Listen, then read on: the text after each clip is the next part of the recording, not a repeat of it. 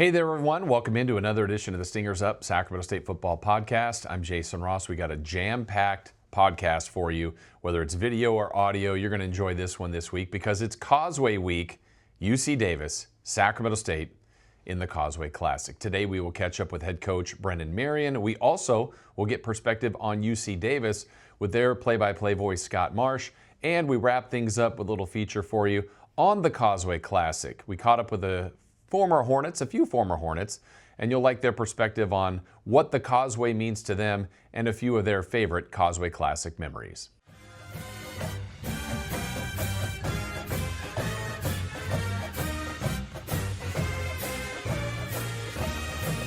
All right, welcome into another edition of the Stingers Up Sacramento State Football Podcast. Jason Ross here, the coach, Brennan Marion. Coach, congrats on another. I don't have the nails left. How'd you handle the last couple minutes of the Idaho game? Oh, it was good. I mean, you were pretty cool. Yeah, I thought in that game that, the game was a lot closer than it actually felt during the game. I mean, it never really felt like a close game. So I had a lot of confidence that our guys could go down there and march down and score. We, for whatever reason, sputtered in the red zone. We had the touchdown call back. We had a 4th and 1 where we felt like we had it, but they, obviously overturned it and went the other way. And so the game never really felt like it was a close game. Defense got tired there at the end and let them, go down and score on that drive. But I really had a lot of confidence in believing that, our guys would get the job done. And then, obviously Cardell and did a really good job on, a 4th and 14 to get a first down, a 4th and 3 to get a first down. And then ultimately ran it in to close out the game and win it. And, that was a big deal for us. And even then when, they went up and did the Hail Mary there at the end, I had supreme confidence in our guys that we could get it done. Yeah, let's go back to the red zone because that hasn't really been an issue. You guys have been so prolific at scoring when you get down there. Was that an isolated thing on Saturday with that? Yeah, I mean, I just think our guys were a little banged up. Our runners were a little banged up. And, those one-on-one situations that we typically put them in, they win. And a couple times in those one-on-ones, we just didn't win. They did a good job of, tackling us. I showed the backs to, motivate them a little bit this week. I mean, we got tackled easy one-on-one in space a couple times where, that hasn't been a thing for, Rodney. I told him he had 32 carries for 100 yards and no touchdowns. I mean, it's like freaking 1980 out here. You can't score. So he'll be motivated for this week. Him and Jaquil, I thought they did a really good job running the ball. That just wasn't that, that big home run. We had a whole bunch of base hits. Yep. And not the home run that we typically have in the run game. But I thought we did a really good job running the ball, obviously. But scoring there in the red zone, we got to get that done. Yeah, so let's get, you alluded to it earlier, but now you're trailing late, and you guys practice 2-minute drills all the time, but to go 60-plus yards, convert a couple of 4th downs, and the 4th and 12, 4th and 14, not the strength of the team, but to get that confidence building going forward, like what was that moment like for Cardell to find Williams for the first down? Yeah, if you look at Cardell, I mean, anytime it's a passing situation late in the game, I mean, he's like perfect. The issue that he's having is sometimes early in the game, he's not, where we need him to be from a standpoint of throwing the ball to wide open guys or guys open in space. He's kind of trying to do too much or thinking about it too much. And so he's still developing, but I always tell him the best quarterback stat is winning. Mm-hmm. And right now as a starter, he's 7-2 and really one game before earlier in the season that gave me confidence in this 2-minute drill was the Reno game. He went down there and scored twice in a 2-minute drill to lead us down there, backed up, an 80-yard drive, and made it happen, throwing the ball every single play. And he ran it in, then he threw it in a play. And, obviously the result wasn't what we wanted, but he's done that in games. In this game, it was good to come out on the end of winning it in that situation. Your own philosophy as a play caller, too, your own preference, not this game specific, would you rather have more time or timeouts? Or does it kind of depend? Well, we had 3 minutes, I believe, when we got the ball. I mean, that's a lifetime. Yeah. I mean, we're a tempo offense, even though I don't think we go fast because when I was in college, we averaged 92 plays a game or something crazy when I was at the University of Tulsa. So we were the fastest team, I think one of the fastest teams ever in college football as far as going fast. I think it was us and Chip Kelly kind of Coach Malzahn, that was his claim to fame, the tempo offense. So For us, I mean, I think we're top 25 in tempo, how we move and operate. So, when you practice at that pace and you're used to going fast, when you get into a 2-minute situation, we already operate at a 2-minute, tempo and everything that we do every day anyway. So for us, we don't feel speeded up in that situation, whether we have a timeout to the luxuries, but going fast is kind of what we can do at any given time. Yeah. You've told us about the wins in November, the ones you remember. Is this kind of one of those? I mean, now you've checked the box 3 times here in these must wins in November. Yeah, absolutely. It's winter play basketball right now. Yeah. So, and nobody on our team can hoop. So. Oh, yeah. Okay. They know. Not ready for that. That there's a video that we show them, every couple of days that says, if you don't win, your pads go over here. Your helmets go over here, and all the other stuff that you got goes in the middle. And, I think our guys are on the incline right now. They don't want the season to end. They're playing hard for each other. They've really, our guys that go in the game are too deep. They're really a close-knit group. They fight like brothers every day. They have a lot of energy and passion for each other, and they want to continue to make this season roll. And, I've just been proud of the guys for finding ways to win. It's hard to win in college football. I know everybody pretends like it's easy, but it's really hard to win in college football, and our guys have found ways to win. So now it's the Causeway. In your past, what's the biggest rivalry that comes to mind for you that you've been involved in? Yeah, I've been in the Red River rivalry game at Texas. When you walk out, there's 50,000 in Crimson and 50,000 in burnt orange. Cool. That was a cool game. When I was at Pitt, they didn't have the West Virginia game that year. We didn't get a chance to play the rivalry. Then obviously at UNLV the last couple of years, we made sure the Cannon stayed red when we played. That blue team. We made sure the Cannon stayed red, and then William and Mary, we played Richmond, which is a 100-year game that's played there. The colonial deal there. We beat them. So been in a lot of rivalry games that have a lot of significance. I always say if you're playing for a trophy, it's a very significant game. When I was at Arizona State, we won the Tutorial Cup against Arizona. That felt good to run around the field with the cup nonstop there. So this game has huge implications for the region and, players that are from here, families that are from here, local businesses, obviously our universities, staff and administration going back and forth. But to credit Davis and to credit ourselves, we made it where it's actually like a playoff game. Mm-hmm. It's not just we're playing for a trophy, hanging out type of, traditional game. This is actually a meaningful game. And so both programs have put themselves in a position to make this a more meaningful game. Yeah, for sure. So when you look at film, as you've prepped this week about Davis, what do the Aggies do well? What are some things you're going to have to watch for on Saturday? Obviously, they have a dynamic quarterback, kid out of Elk Grove, freshman. He's lit it up. He's been making plays with his legs, his arm, making teams look silly, like he's able to do a lot. Number 12, and then number 20, their running back, is a one-play drive guy. That's the type of guys I like to recruit, guys that can score in one play and change the game. He has that type of ability, so we've got to do a good job of, tackling him. I mean, we're going to have to actually tackle him or it's going to be a big play. Number 8, the receiver, met him at the Big Sky Media Day deal. I think he's a sharp kid who has some real juice.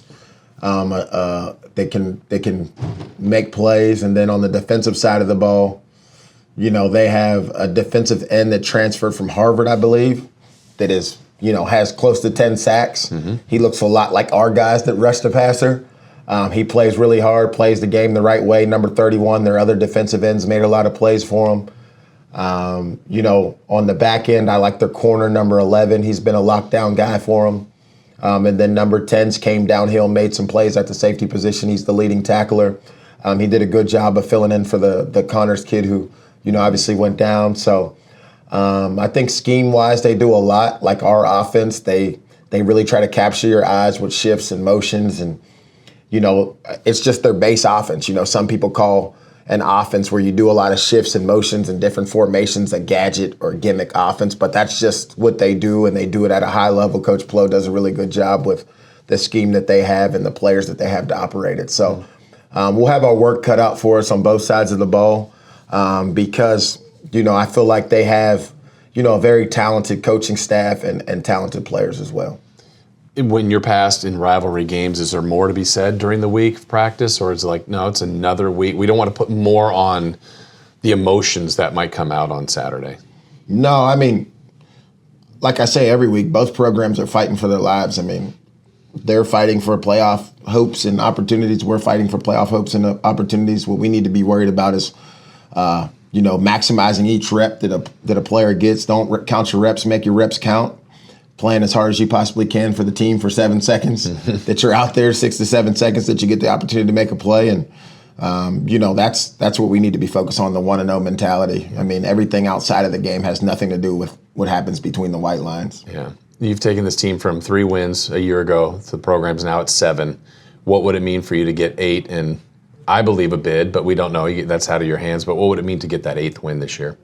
Yeah, I think I mentioned it a couple of weeks ago. I asked our players and coaches how many people won 8 games at the program they were at last year or the program here, and there was only about 3 to 4 people that could raise their hand. And so I said, when we talked about one great year can change our life, that would be a great year for us if you didn't do that the year prior. And so I told our guys it can be a saying up on the wall or it can actually be true, and we're in control of that. And so for us, getting an opportunity to go to the playoffs and winning 8 games in the regular season, that would be a huge deal for our program and our players, and that would be a great year from the standpoint of where everybody was at last year to where they would be at, now. Well, Coach, best of luck. Should be fun this week. Thank you. All right. Appreciate it. Thank you.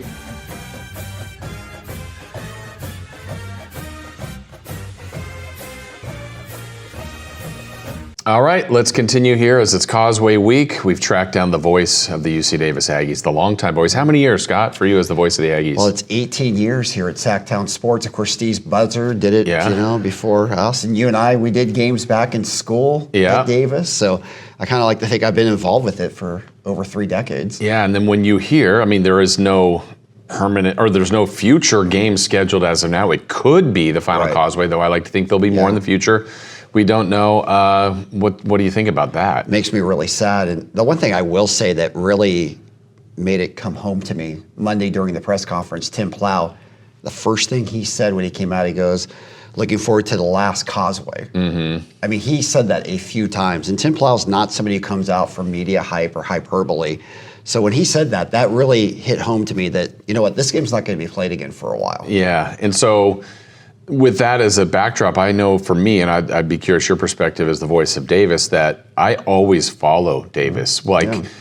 You guys play Portland State. Oh, Sac State plays them in 3 weeks. The Aggies won by 18. What are the, or whatever, or they lost to this team. There's just a constant follow, and then I personally have loved that this game has been the last game, and really for the better part of the last 6 or 7 years, either one of the teams or both of the teams are going to the playoffs. So I've just have loved this game for so many reasons, and I'm sad too that it may not be continuing. It's very sad. And Jason, you and I have so much history. I think of you as a Davis guy. And I know you've been doing Sac State football forever. Yeah. I still remember being at the College Station doing Davis games, and I know you bleed green and gold for this game. And obviously, I've been an Aggie guy the whole time through, but.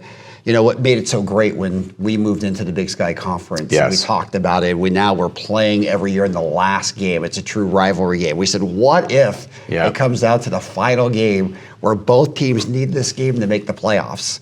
A couple of years ago, it felt that way. It really wasn't true because UC Davis beat Sac State, didn't get in. Sacramento State still got in. But I really feel like this year, certainly for Sacramento State, you guys have to win to get in. Yeah, a lot more pressure. And then the one year, I'm blending years here, you may remember, but you guys were in the playoffs. Sac had a bye. Had you beat South Dakota State, they would have met again, which they have happened once in 1988. That was 2021. Yeah, so to have both teams be really good, both teams are in a good spot now. Let's talk about your team at, it's weird, 7-3, because who knew that game that Mercer that everybody watched didn't happen, even though it happened. That's weird that game could be a factor. It's like that lost year of Dallas, Bobby, whatever happened, and they said, "Oh, this season never happened." He woke up from disappeared. A dream. Yeah. So what's for Hornet fans? What's the strength of this Davis team? I think it starts with Caden Pinnock. He's been incredible at quarterback. They lost Miles Hastings, who threw for over 4,000 yards, and honestly, they haven't missed a beat. And Caden has a run game that Miles didn't have. He is so elusive out of the pocket. He makes plays. He makes that Aggie offense go. There's no doubt about it. Defensive line, as good as they were last year, they lost 3 graduating seniors. Jacob Syke is a beast on that defensive line. They've got more sacks than they had all of last year, and they got that after about game 7. So they get pressure on the quarterback. They have great quarterback play. The O-line, has, for the most part, had all 5 starters from last year intact this year, so that's been real solid. As far as the defense goes, you mentioned Syke. He has had an incredible year. We all thought the year would belong to the Connors brothers. Yeah. Injuries have been a theme, but how have they? I mean, they're still here at 7-3 with all these injuries. That's what's amazing. It's really been next man up, and every coach talks about that. Every team has injuries, but when Rex Connors went down in week 4, that was a devastating blow. And he went down scoring a touchdown on a Wildcat play, which even made it a little bit tougher. I know Tim Plow, they'd all agreed they were going to run that play, and there's no looking back on that, but I'm sure Tim Plow lost some nights of sleep after that. And, of course, his twin brother Porter, like a twin, goes down for the year in that game as well. Yeah. But that's not it. Our tight end Winston Williams, an All-American, went down in week 3. Ernesto Nava, who has been a Big Sky performer, has been in and out. He will play this Saturday. But it's been just one loss after another. For the Montana State game last week, you're allowed to travel 70 on a road game. UC Davis traveled an NFL roster. It was 55 guys. Wow. That's all they had to travel. Yeah, that's amazing keep winning or be competitive in these games. And so I guess they've been able to, those are significant starters. And Carter Vargas, too, our redshirt freshman, who's as good in the backfield as anybody. Right now we're down to Jordan Fisher, who's our primary ball carrier. Wow. And the running back, you're down to, the room is 1 or 2 guys, right? One guy, you and me, suited up pretty much. Man, and it is the reality of college football, but it stinks. But to still have this kind of winning season says a lot about Coach Plow and the coaches.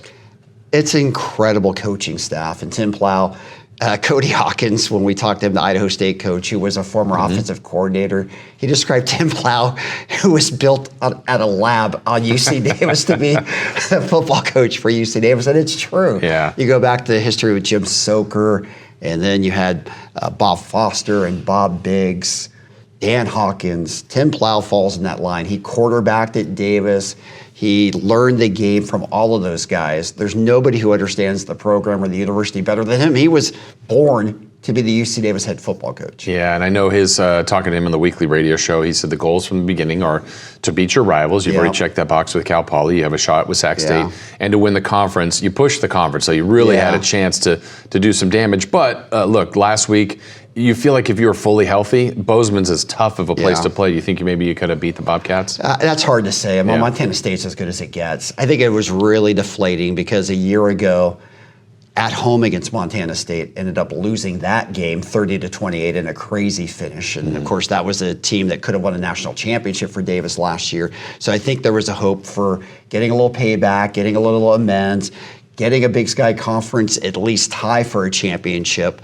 But Montana State's good. But I think the fact you're so late in the year, having played that game, and you've got Sac State coming up this week. There's no looking back at that. But that was a tough loss. And, the team got home at 4 o'clock in the morning after that game. So that's part of the preparation for this week. The recovery time's been tough. Yeah. So you went to the Northern Colorado Sac State game during the bye week. Yep. You followed the Hornets too. What's your read on this game as someone who's seen all of Davis's games?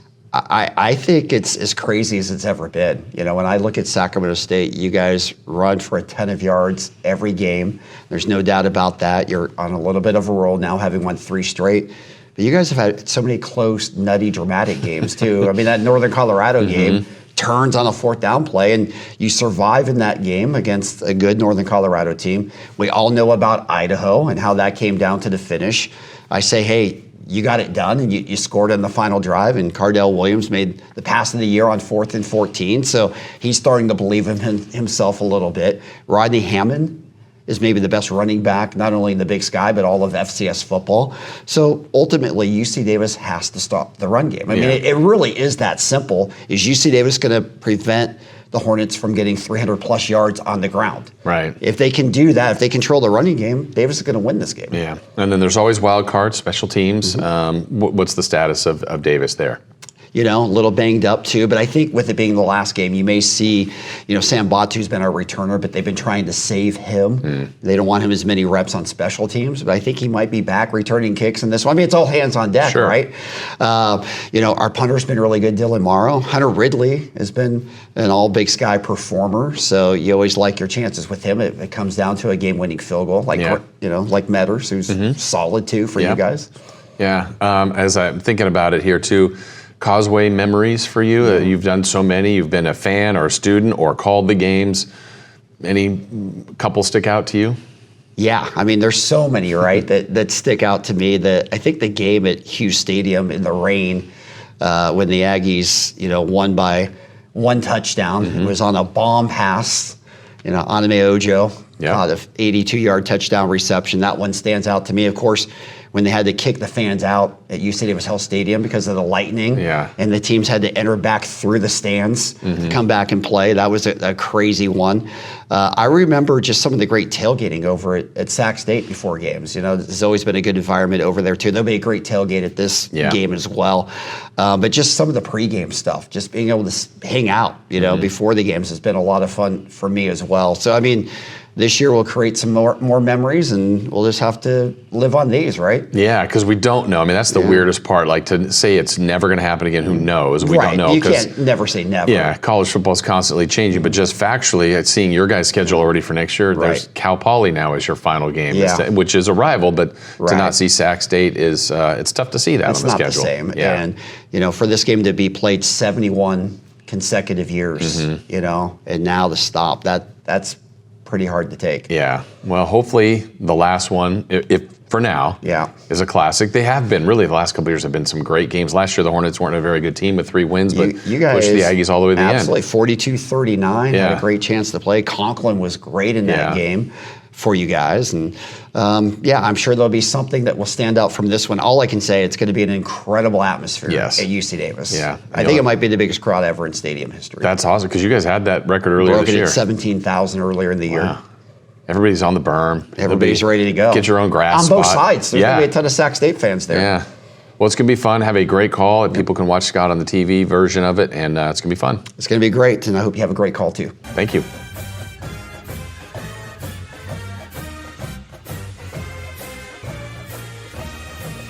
Bobby Preskis, I played here from 90 to 92 as the quarterback. What's the Causeway mean to you?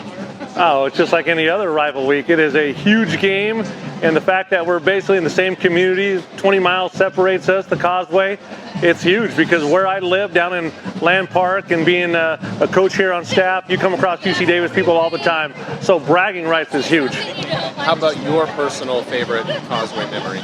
Well, I got to bring up all 3 years because then that gives me a winning record. My first year, I broke my back, didn't play in the game, but we won, I believe, like 14-9. We killed them my second year in 1991. 1992, I thought we had a better team, and they ended up beating us. So it just goes to show you that in a rival game, you never know who's going to win. You got to bring your best, and unfortunately that game we missed 2 field goals, we had a touchdown called back, and we lost by 6 points. So that one still stings. Still hanging on to that. Oh, you always remember the losses, but we did have 2 victories in that span of 3, and then as a coach, we lost our last 2, so we need to get that trophy back here on Sac State's campus. Darren Arbett, outside linebacker, 80 to 85. So when you think of the Causeway, what do you think? Big game for us. Don't like that team. Definitely want to win the game. That team across the Causeway, it's always a tussle for us, but just puts you in that mood knowing that you're going to play that football team. In your history from 80 to 85, what moments, what memories, you personally, team-wise, what stands out? We had some good seasons. Unfortunately, we didn't play well in the Classic, the Causeway Classic. We didn't play well in that, but we had some great years here, 83 a couple of times, and we always had a winning record. All right, when you were a coach or even broadcaster, any other Causeway parties that stick out to you? Yeah, we played at Sacramento City College. We hung 50 on that team In the event of an emergency, please over there on the other side of the causeway. Troy Mills? take a moment to Troy Mills.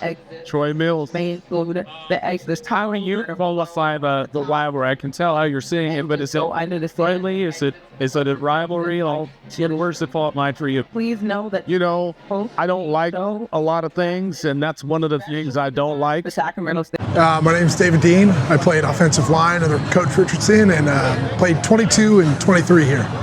So, in your memories, like when someone says the Causeway Classic, what's that mean to you? It means a lot. It was a great time to represent Sac State to our neighbors down the road.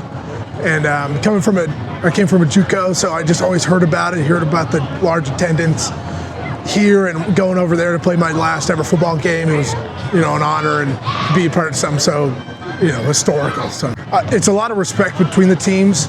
I wouldn't call it hate or anything, but it was a good time, fierce competition for sure. My name is Joe Mazuka, and I was a football player at Sac State. I'm a legacy in the program. My brother played for Ray Clemens 10 years before me. And I came in from Hartnell Junior College in the Salinas Valley. There were 6 of us that came in, and Matos recruited us into Sac State football. And we were really excited to be here with all the rest of the Hornets and with Coach Matos. Coach Matos was special. It's the Causeway. When you hear that, what does that mean to you? Yeah, I got to play in a Causeway Classic at UC Davis. And Kenny O'Brien was the quarterback, Jim Soker and that wonderful staff, and we played very, very well. I know Channel 3 was televising that night, and we were at UC Davis, and Kenny O'Brien came out in the second half and hooked up with his ex-receiver and threw 2 NFL passes, and it sort of broke our back a little bit, but we competed with him, and the Causeway Classic is everything. It's everything to Hornet football. So I think it's important that in some way we keep this thing going, And if that means brand new stadium somewhere over at Cal Expo or whatever, then that means we need to keep the Causeway Classic going. There's too much tradition that goes way back in the Causeway. So yeah, it was fun playing in the game with my teammates, and some of them are here. And that's why I come back. I come back to bring people back together and support the Stingers, the new Stinger Foundation. Name's Abel Ordaz. I played safety here from 2017 to 2022. So when you think of the Causeway, when you hear Causeway Classic, what's that mean to you? Man, win. It'll be better than the people across the Causeway, and that's kind of goes from just everything. When I first got here, all the guys talking about Causeway, UC Davis, we don't like them, stuff like that. So it didn't take very long for me to kind of realize okay, this is actually a big deal around here. Not being from the Sacramento area, so I wasn't too familiar with it. I knew we were rivals, we were close by and stuff, but not to this extent. But it's always a sight to see, and for the most part, every game is close. It's tight and it's gritty, and see there's a lot of people that don't like each other on the field, and that's okay. It's what a rivalry is. So the older guys, you're coming in, the older guys are letting you know, this is a big deal. Yeah, pretty much. The John Bays of the world and stuff like that. When I first came in 2017, it was something that I didn't know much about, and they're like, "Yeah, we don't like those guys." And I was like, "Okay," and make sure they're drilling that into us, make sure you keep this rivalry going, as we go.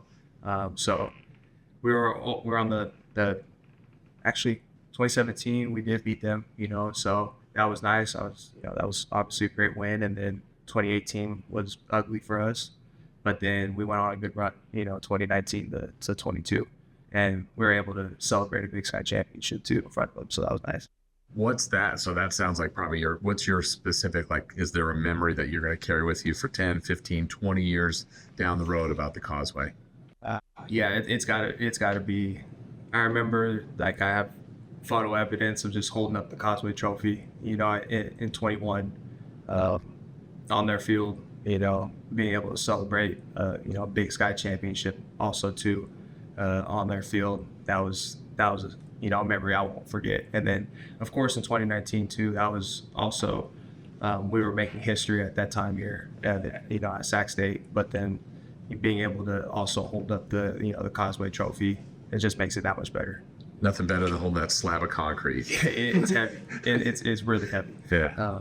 But yeah, no, there's nothing like it. Perfect. Yeah. My name is Tyler Perez. I was at Sac State from 2020 to 2024. Played offensive line for Coach Richardson and a bunch of other coaches. So the Causeway was pretty good to you, some good and bad. What does the Causeway mean to you? To me, when I was here, it was just we were making Sac State proud or Sacramento proud, and making sure we everybody knew what college was the best, and every year we were part of it. We won, except the last one I was a part of, but it was a cool way to put on for the city and show them who's the best. Do you have a favorite memory moment for you or for the team? 22. Season, right? Well, the one Scat was a part of, that watching Scat was awesome. Yeah. So I just think just winning it and having Scat on the team and watching him play was awesome. Blocking for him. But, yeah. Gavin Davis Smith. I played safety and nickel. I played here from 2019 to 2024. So you are local. You're aware of the rivalry. Did the rivalry match up to what you thought it would be? I would say yes, because when I was, growing up in the area, I wanted to be recruited by Sacramento State, so I would come out to Causeway Classic football games. So I knew it was a game that always interested me as a fan, and then getting to play in it as a player, I knew it was competitive. And it's something I look forward to, and it was a dream to play in it and go on a great run and win 3 in a row. So, yeah. Actually, that's interesting. So do you have a memory as a kid from the Causeway that stands out to you? I wouldn't say as a kid, just from probably growing up, going through like freshman year in high school, especially with my mom, who was an alumni, my cousin, who was an alumni and played football here as well. So kind of watching them go to the university and then my cousin play football here, that's kind of when I got on the wave of like, this is what the Causeway Classic's about. So, yeah. All right, last one. In game, so you're playing Davis.